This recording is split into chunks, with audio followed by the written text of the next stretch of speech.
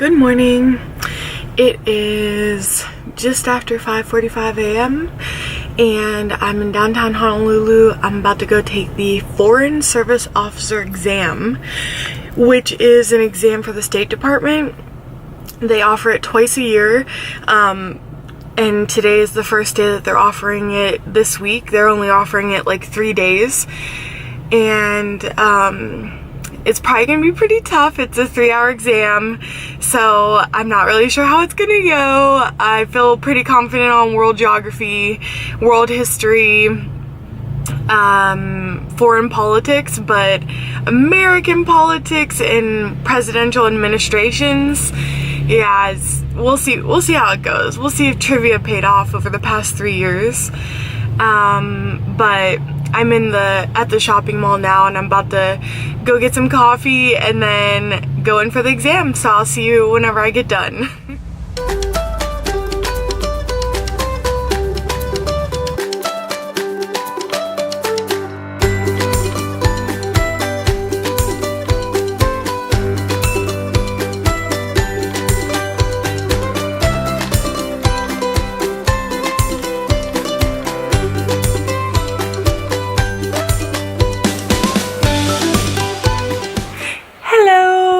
It's Cassie, just checking in. So yesterday morning, I went to take the Foreign Service Officer exam for the State Department to see how that went. It was definitely difficult. I am really glad I went. I thought, it was mentally challenging.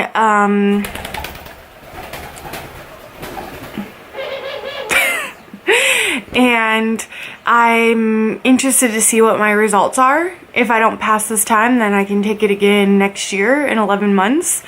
I didn't mention this yet on the channel, but I am currently active duty and I'm transitioning out of the military. So I'll be out of the military in actually 2 months.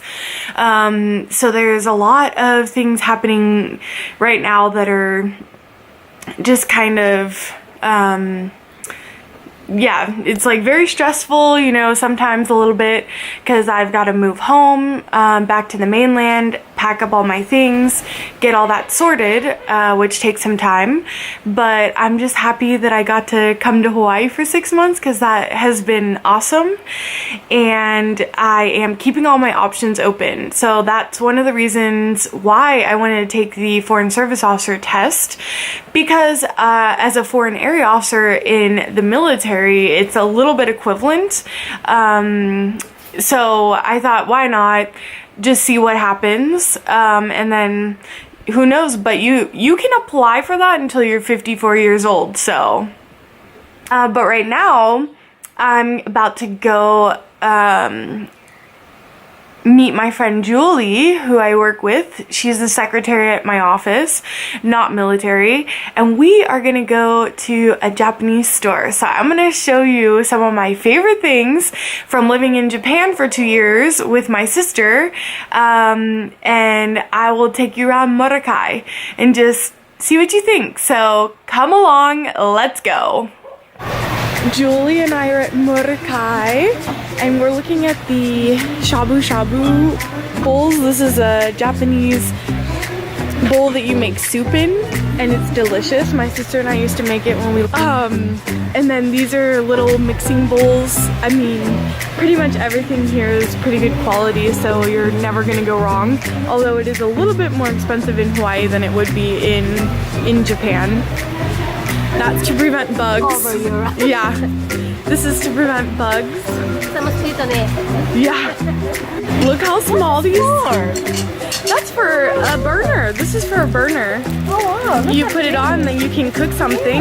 This. You put this there. Right? It's a mini one that you fry. You fry on here and you can light it. Or put this, just a one-person pot.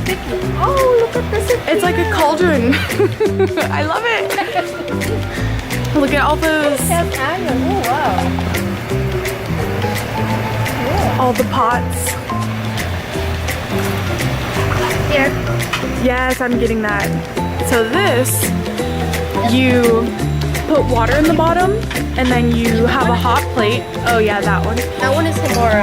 You put the meat and then the vegetables on. Yeah, like that. And then you put it on a fire. So we're gonna get that for the shabu shabu pot. This mini skillet. It comes with It's a hot stone. Wow.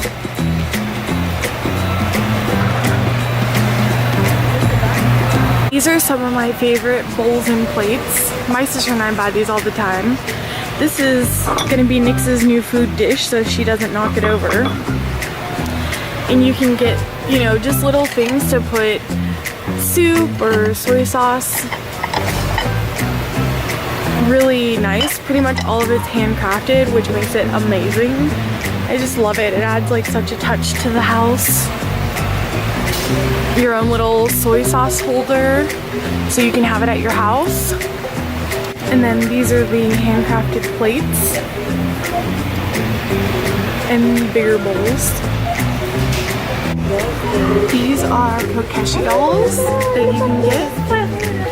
I know.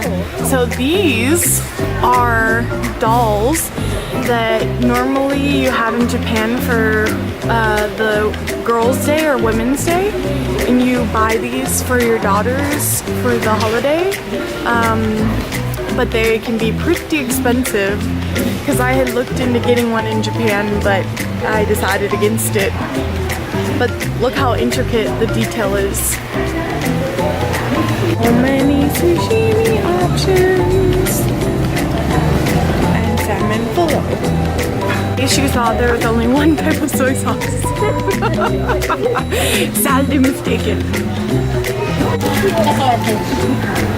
Julie's stocking up on coffee wheat cakes.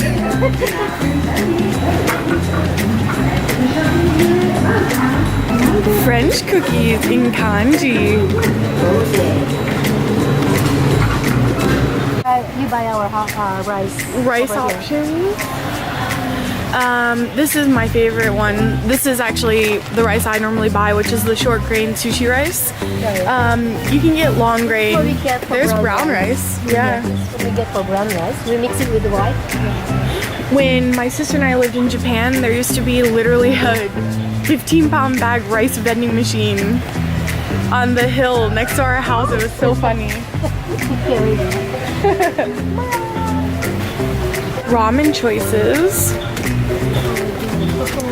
This is what I used to eat on the ship in Sasebo. They sold that at the ship store. Hello. Julie and I just got back from Morukai, which was awesome. It's just so fun to go to stores that are so rich in Japanese culture, especially because I just loved that time with my sister, and it just brings back so many memories because so many of the things that we used to buy and the things we used to figure out what they did and all that, you know, that's kind of like exactly the type of stores that we used to have to shop in. Today is the Super Bowl, and I am not watching it because I do not want to see the Patriots get a 7th Super Bowl ring since I am a Pittsburgh Steelers fan. But I just wanted to talk a little bit more about myself because I know I didn't really explain who I am and what I do. I kind of just wanted to jump into it with the vlogging world. I am kind of, you know, a lot of things are changing, a little bit of high stress as you kind of end one thing and then have to start something new.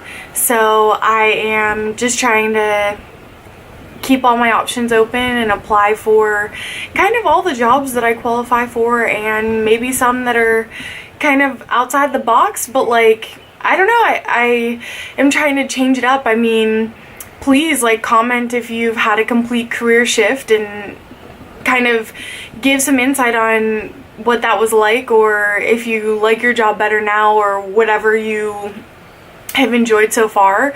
It's just been really interesting. I've met so many people during this process, which have been so helpful for me, and I'm starting the project management for professional certificate Monday, so I'm trying to get that certificate, but it is very difficult, so I will try to do that, kind of finish the coursework before I go home in April, moving back to the mainland, and then hopefully I'll be testing in Pittsburgh once I get there. But that is something that the military has provided, which was really nice. Every time that you change careers, there's kind of an imbalance at the time, right? Because you're stopping one thing and starting something new, and it can be difficult, but I'm trying to stay really positive and just kind of seek what is best for me and what will be a good fit for later. But also,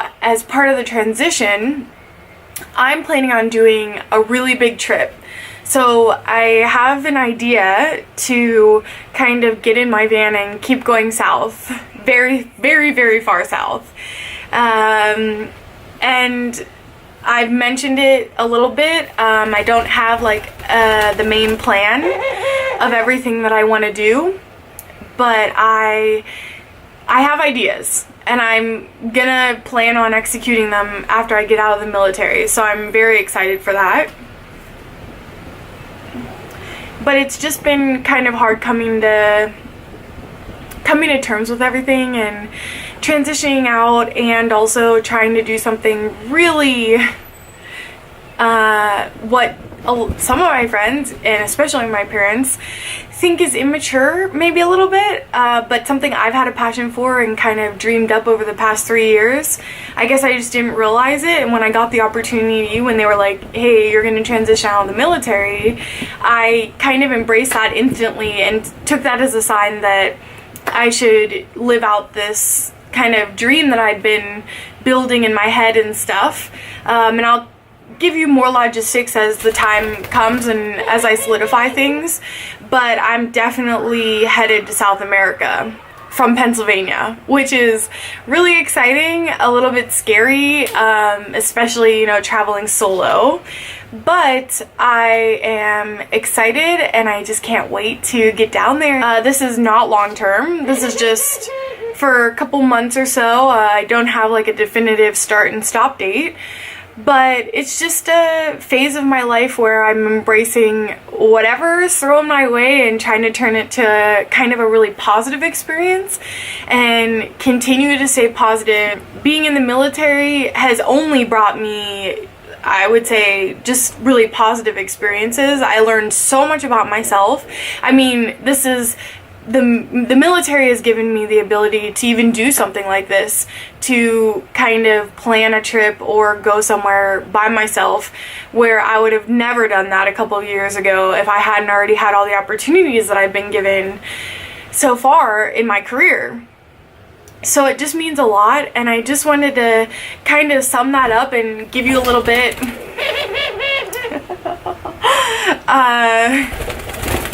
Nixie. Give you a little, in case you don't know, this is my dove Nix. She's coming and going at her leisure. So grateful to everything I've been given so far and how much I've grown as a human. And that just is just the best. And also, as I sign off today, I wanted to leave you. So this Christmas, my office had a white elephant party, and I did not receive this as a gift, but it somehow ended up in my van. And I just wanted to show you February's month and January's month. Notice how small the calendar is. Like, you can't write anything there. This was definitely not won by me, but somehow ended up with me, and I guess it's expected to be put up in my van. But I thought I would share that with you guys because it's just hilarious. I'm gonna sign off now, and next week I have more plans to get out on the island. When I took the Foreign Service Officer test this weekend, I kind of just wanted to relax a little bit more. That was really mentally challenging and taxing, so I didn't I didn't have big plans to go hiking, and it was raining back to back, so for 4 days straight it rained, and now of course the weather has turned so nice. So I should have been out there today, but I went to Mordecai instead, so I didn't get out there too much, but hoping next weekend I'll be able to give you guys some more footage of just hiking and beaching around the island. So I will see you next week. Goodbye. Oh, you're gonna make it fall over.